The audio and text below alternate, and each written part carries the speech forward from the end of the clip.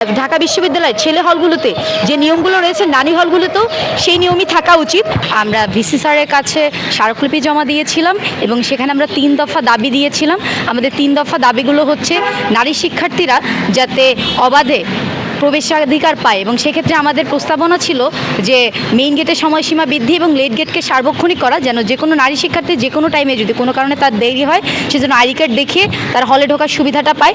এবং আমাদের দ্বিতীয় দাবি ছিল আবাসিক অনাবাসিক নারী শিক্ষার্থীগণ যেন 5টি নারী হলে প্রবেশের সুবিধা পায়। এবং আমাদের তৃতীয় দাবিটি ছিল যে মা এবং বোনকে যেন পরিচয়পত্রের মাধ্যমে যথাযথভাবে আইডেন্টিফিকেশন করে তাদেরকে যেন হলে প্রবেশের সুযোগ দেওয়া হয়।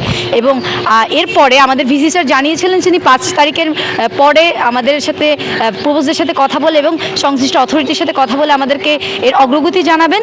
আমরা যারা নারীরা বিভিন্ন প্ল্যাটফর্ম থেকে কিন্তু এই দাবিগুলোর জন্য হচ্ছে যে আন্দোলন করছে এবং স্যারের সাথে দেখা করেছে এবং এটার পক্ষে জনমত জরিপ করছে, তাদের সকলের আন্দোলনের প্রতি কিন্তু আমাদের সংহতি আছে। কারণ আমরা সবাই কিন্তু নারীর সমান অধিকার এবং নারীর যে চলাচলের স্বাধীনতাটা এইটা যেন উন্মুক্ত করা হয় এবং প্রশাসনের নিরাপত্তা প্রদানের ব্যর্থতার দায়ভার যেন নারীর স্বাধীনতা বিসর্জনের মাধ্যমে পরিশোধ করতে না হয়, এই জন্য কিন্তু আমরা সবাই কিন্তু আন্দোলনটা করছি।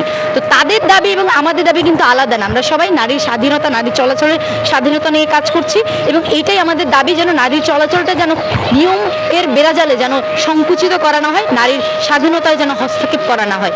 এবং অবরোধবাসিনী সহ আরও যে বৈষম্য বিরোধী নারী হল চাই প্ল্যাটফর্ম সহ আরও যে প্ল্যাটফর্মগুলো রয়েছে এবং আমাদের যে নারী হল সংস্কার আন্দোলন, আমাদের সবাই কিন্তু একসাথেই কাজ করছি।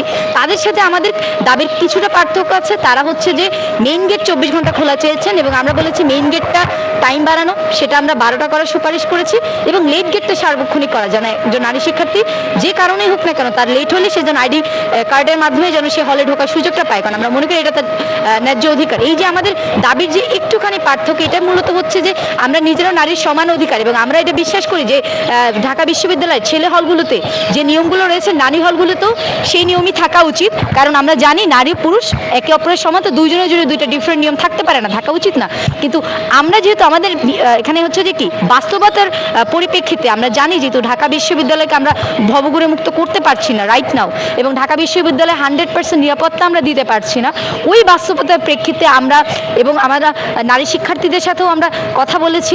তাদের সাথে কথা বলে আমরা হচ্ছে যে কি একটা মধ্যপন্থা, যেটা তো হচ্ছে কি সকল নারী শিক্ষার্থীদের সমস্যার সমাধান হয়, আবার মানে বিশ্ববিদ্যালয়ের যে নিরাপত্তার প্রশ্নটা সেটাও যেন হচ্ছে যে কি মেনটেন করা যায়, সব কিছু মিলিয়ে একটা ভারসাম্যপূর্ণ অবস্থা, যেটা প্রশাসন চাইলেই প্রশাসনিক সিদ্ধান্তের মাধ্যমে অতি দ্রুত, আমি মনে করি এটা একদিনের মধ্যে প্রশাসন যদি চাই এটা কার্যকর করতে পারে। কারণ এখানে এক্সট্রা করে অনেক বার্ডেন বা অনেক নিরাপত্তা বাড়ানোর ওই সিস্টেমগুলো নেই, কিন্তু সকল নারী শিক্ষার্থী কিন্তু আবার তাদের যে হ্যাসেলগুলো হচ্ছিল সেগুলো কিন্তু সমাধান হয়। ইউএফটি ফার্স্টের সাথে ট্রেড করুন যে কোনো জায়গা থেকে, ক্যাম্পাসে ক্লাসের ফাঁকে, ঢাকার জ্যামে বসে কিংবা ঘরে বসে, ট্রেডিং এখন হাতের মুঠোয়।